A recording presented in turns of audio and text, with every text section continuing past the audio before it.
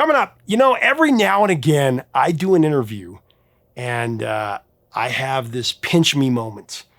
Like all of a sudden, I have this realization. I'm talking to true rock royalty, a total legend, somebody who has laid the foundation and kicked open the door that everyone is walking through right now.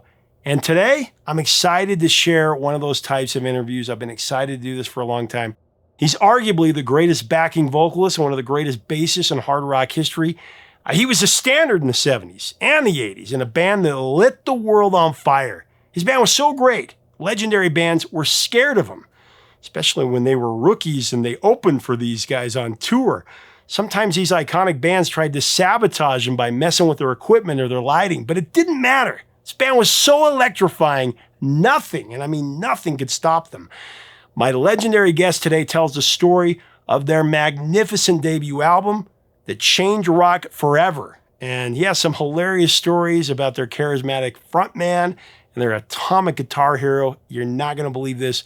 It's coming up next on Professor of Rock. Hey, music junkies, Professor of Rock, always here to celebrate the greatest artists and the greatest songs of all time, especially today. If you remember the first time you heard Van Halen on the radio, you're going to dig this channel of deep musical nostalgia. Make sure to subscribe below right now. Click the white button, click the bell so you know when our stuff comes out. Also, check out our podcast on Apple and Spotify and rate us there. Follow us there. So it's time for another episode of our series Revelations, and it's a great one. It's where featured artists reveal rare stories about their greatest songs and greatest albums. And if you haven't guessed it by now, today we have a founding member of my favorite rock band of all time, the mighty Van Halen. Bassist and backing vocalist extraordinaire, the great Michael Anthony. You got to see this interview. Michael tells us a funny story of meeting Eddie, Dave, and Alex for the first time. They borrowed his PA when they were at a gig. And also how dozens of guitarists would go undercover to try to steal Eddie's genius. It got so bad they were sneaking around their rehearsal space and just trying to listen in. And actually at one point, some points, Eddie had to turn his back to the audience to keep his secrets from seeing what he was doing. And how the rookie band was sabotaged by other legendary bands when they were coming up because they were afraid of the band's ferocity. You can't blame them. And the story behind their perfect 1978 debut record, including Running with the Devil,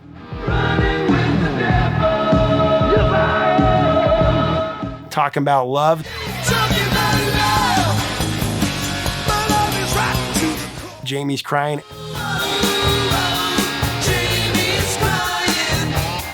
and Eruption.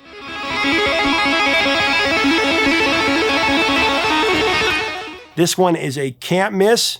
Here it is. When did you know that you guys had crossed over that line of, household name? You're on tour. You didn't have the internet. You didn't have social media. You didn't know that it was, moving the needle. Yeah, because those days you got out and play. Yeah, right. Because we came out that first tour, you had Boston, you had Foreigner who came out, they had their big debut. We just got out there and we played more shows. I can't remember how many shows we played in 78. So we started out opening up for Journey and Ronnie Montrose, who was doing a solo guitar thing at the time. Then we hopped off that and hopped on to Black Sabbath all through the summer in Europe. So I think, it was that much more gratifying, but to when it happens after all that hard work,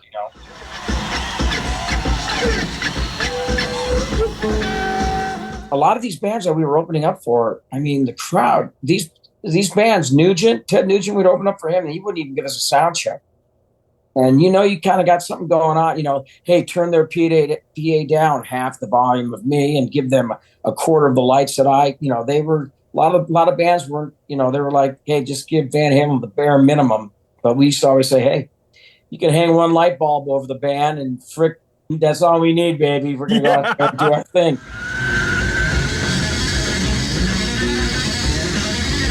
And, we were the nicest guys in the world. We had, no egos or anything for that one half hour to hour or whatever that we would have on stage. That was our stage show. That we were the headliners for that hour.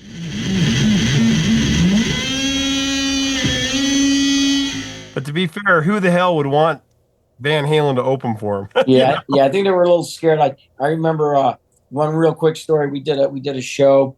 It was in Oakland, California, called Day on the Green. They used to have it every summer. Foreigner was on it. AC/DC was on it. We were on it. Aerosmith was headlining it. And I remember we were backstage hanging out, you know, having beers and just, oh my God, this is the greatest thing ever. And Aerosmith, they come walking backstage, you know, we're like, oh, they walked right by us like we weren't even there. Of course, then after that gig and a couple other ones that we played with them, now they're all like, hey guys, how you doing? You know, now they're all our friends, you know.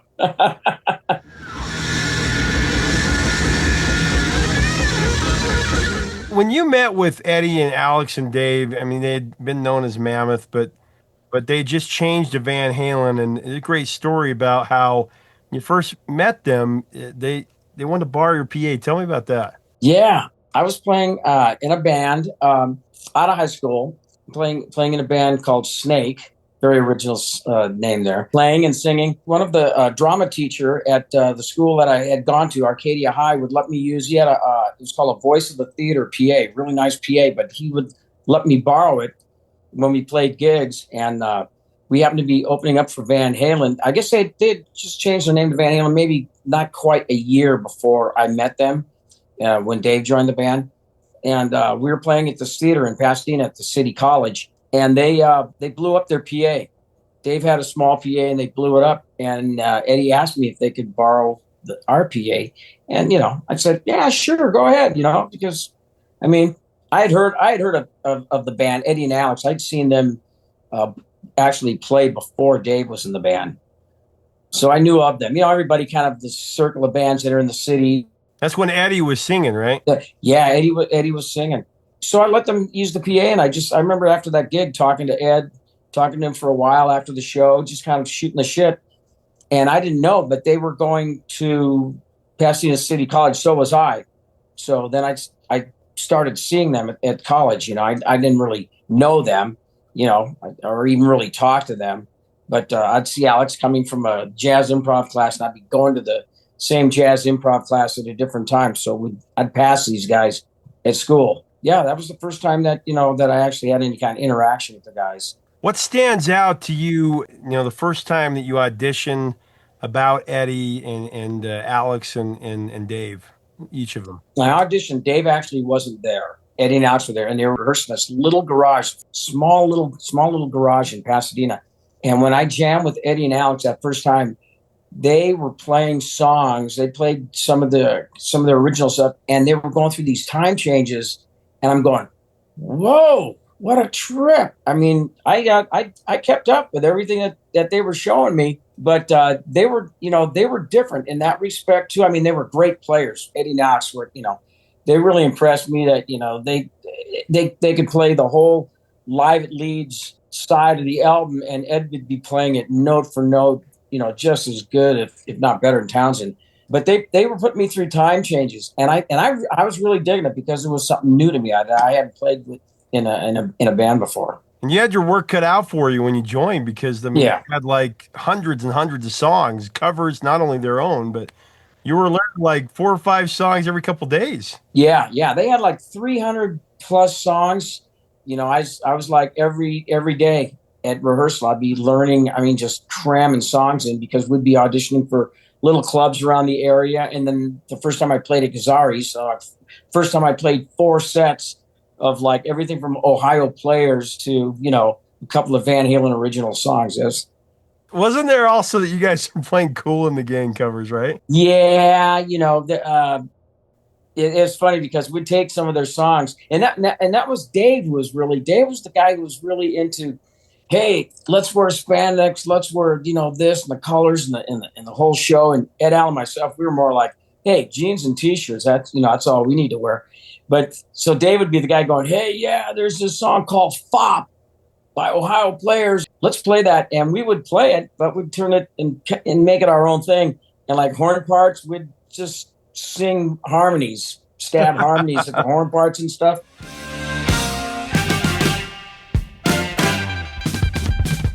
And, you know, and that's what everybody was doing, playing out some of these clubs like in Hollywood at GUITARIST. And, you know, and their big thing was they wanted to get people in there dancing. And, you know, because the whole disco thing was kind of happening. The punk thing was happening pretty heavy out in Hollywood. So it was a crazy scene out there.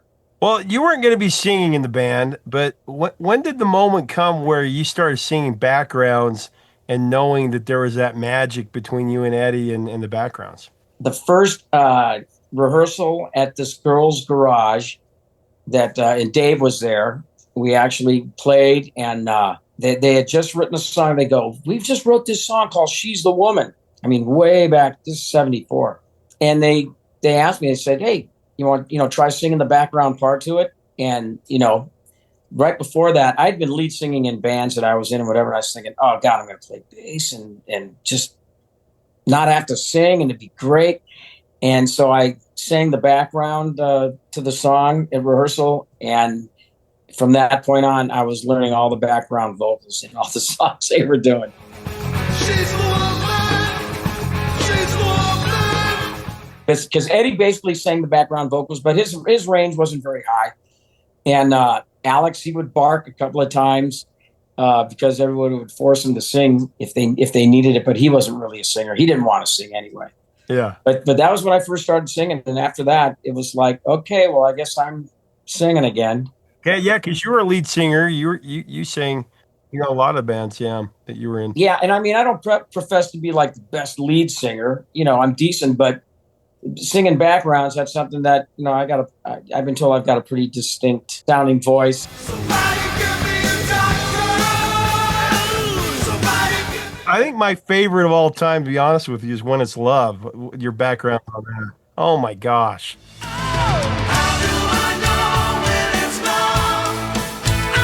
That's one thing that Van Halen really focused on that a lot of bands in the area didn't really do. A lot of the bands, everybody wanted to be like Led Zeppelin, and they got the one frontman lead singer, and a lot of the bands didn't have background vocalists or any kind of harmonies at all. And we knew that we had it, we could do it. And Eddie and myself, it was a really distinctive sound, our backgrounds. No question.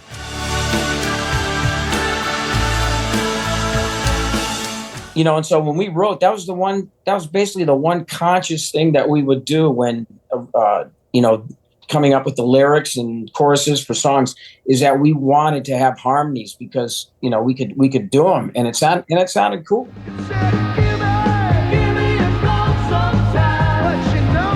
Jumping into to 1978, I mean, for really 76 to 78, there were 3 perfect debut albums that came out.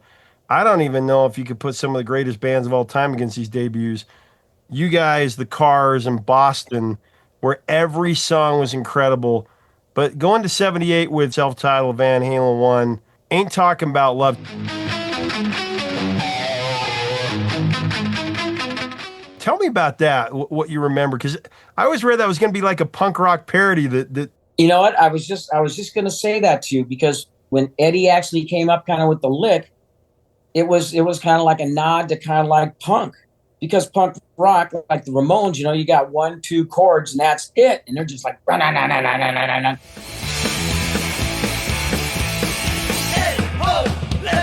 So Eddie came up with this thing, and if you notice the whole song, it's just that one lick.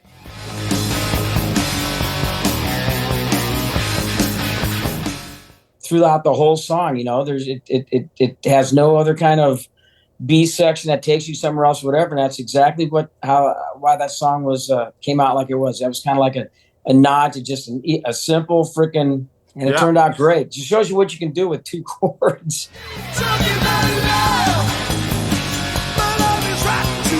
What's cool too is that, you can hear it if you have, really good ears or back in the mix with a great pair of headphones, but the sitar. Ted Templeman in the studio, he was our producer.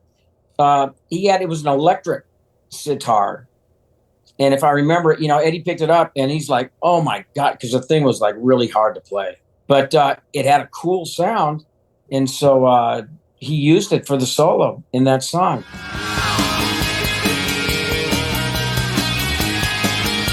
It was really cool because it was different sounding and, just real easy. But I remember Ed saying how difficult it was to play that thing, only because of the string height and everything. But he did it.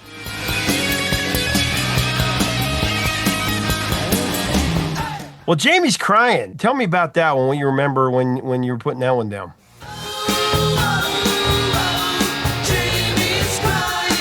That was one of the songs we had done before our first album when Ted Templeman and Mo Austin, who was the head of Warner Brothers, had seen us. Ted had us come in to the studio, and we did a demo of everything that we had, every idea, every song, original thing that we had.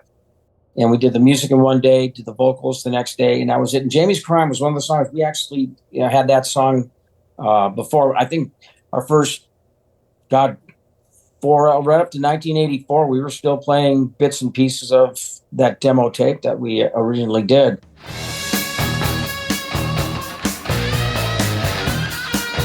Again, that was just a lick that Ed had, that opening lick, and like everything else was, and we just jammed on it. And obviously, we wanted to put good harmonies in it, and so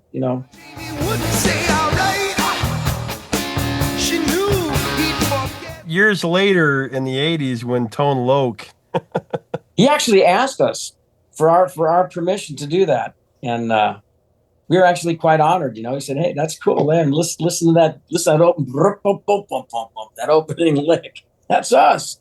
Let's do it."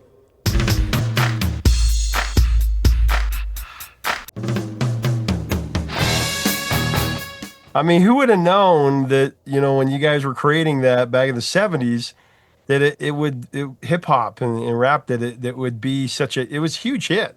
Yeah, and he was probably one of if not the first rappers to sample like that. Working all week, 9 to 5 for my money. But that was very, very unique because, and people are like, wait a second, that's Jamie's Crying, and it's over and over and over. That's the cool part. And they, he didn't pay us anything for it or whatever. He just asked us if he could, they asked if he could use it. And we said, yeah, sure.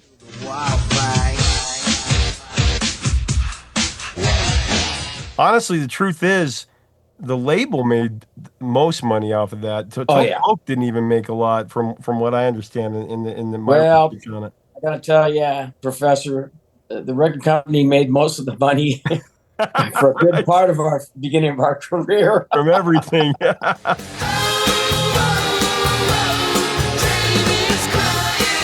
Well, Eruption, like what did you think when you guys first heard that? Were you like, what? Because it was like a warm-up exercise.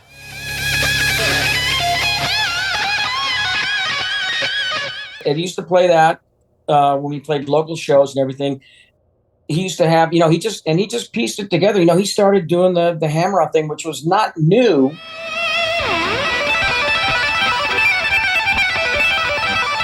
The way he was using it was new to, no rock guitarists were doing it like that. And I remember in his solo, we found a World War II bomb shell at a junkyard, a surplus store or something like that.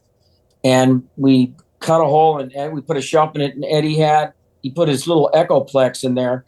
And when he did his guitar solo, he would use this bomb, like turn to it and whatever, and would have smoke coming out of it and stuff like that. But, as he came up with the tapping thing, he pieced together the solo, and it basically did not change from how he played it when we did local gigs to how it ended up on the first record, how it ended up being Eruption.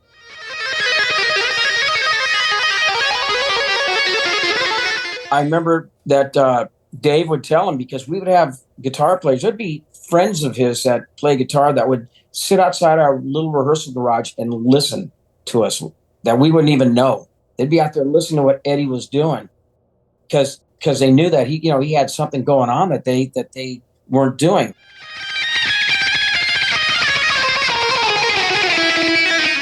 Dave used to tell him, he'd go, hey, when you play solos, when you're doing solos and stuff, turn your back to the audience because you don't want these guys to see what you're doing. And so a lot of times Ed would do that. He'd turn his back and, because he knew he had something special going on there.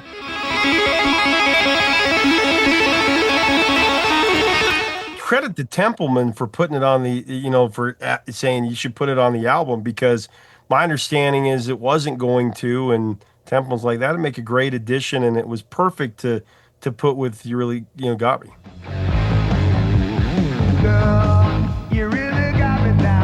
Ted was great in that sense. He always had great musical ideas like that, or to do, to do stuff. I mean, in Running with the Devil, to get off the subject of Ed for a second, that the like horns that you hear in the beginning go into the bass part.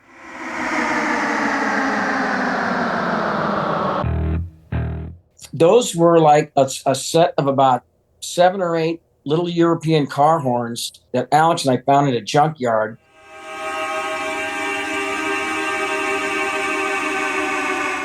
And we mounted them to a board and had a car battery we got. And we used to use that actually in a song called House of Pain that we did. Back in the beginning, at the end of the chorus, we go, this house of pain and this house of and we would hit the horns like that. And Ted loved that so much. He's all, hey, let's use that for the beginning. So he just used that and slowed the tape down,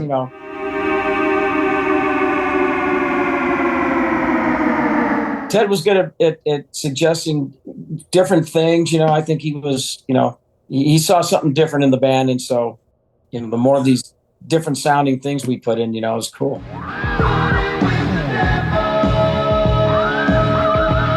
The thing is so incredible. I mean, there's so many great songs on the debut album, but to me, Running with the Devil was the song where it was like, what the hell was that? This band is a little bit sinister. Mm-hmm. Your staccato bass playing, how it comes right into that bass.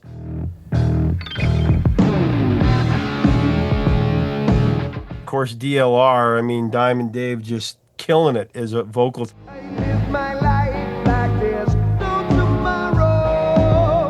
And, they have the track, just the vocals only track that goes around. There's tens of millions of views on it on YouTube.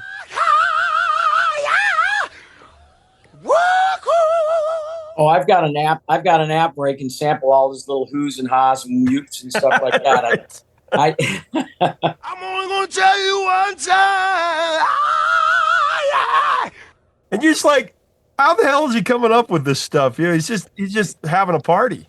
Dave, that was I think a combination of Dave rock music and Dave, because Dave used to listen to all the dance music, and so he listened to all those,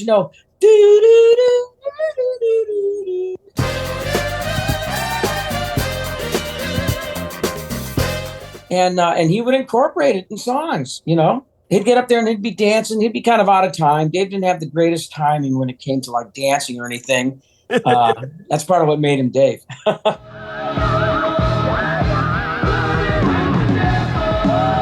But, he'd pick up little things from these songs, like, at the end of the solo in Running with the Devil, he had that whistle that he picked up.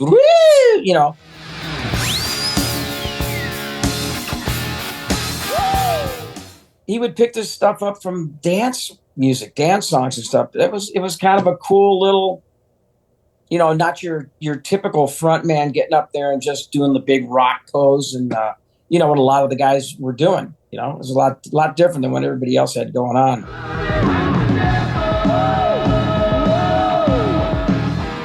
Well, with Run with the Devil, I mean, what did you think when you guys were putting that together with the way that the bass came in? I've always been curious. There was a lot of stuff. A band that actually had influence on us was AC/DC, and AC/DC, besides being, I think, one of the best rock bands. I mean, just to show you what a bass line just going boom, boom, boom. I mean, just what they do with the bass, just doing an easy freaking thing, and the guitar just moving around on top of it. AC/DC was the king of that. I think a little bit it was that kind of their influence coming out.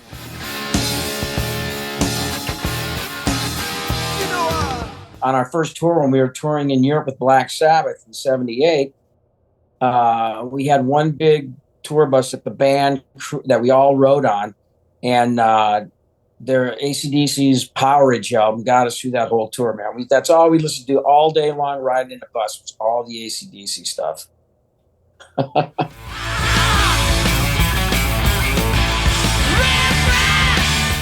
lot of times just, with bass, it's like, you don't always have to be going, all over the neck and stuff like that. I mean, especially when you have someone like Eddie Van Halen in your band. You know, it's like, what? I'm going to try to be like Eddie Van Halen too? Yeah. You know, and sometimes just being a solid, you know, a real solid rhythm foundation behind him doing that kind of stuff. It makes everything sound that much more, you know, heavier and bigger and better. And the guitar, what he's doing, you can really hear what's going on.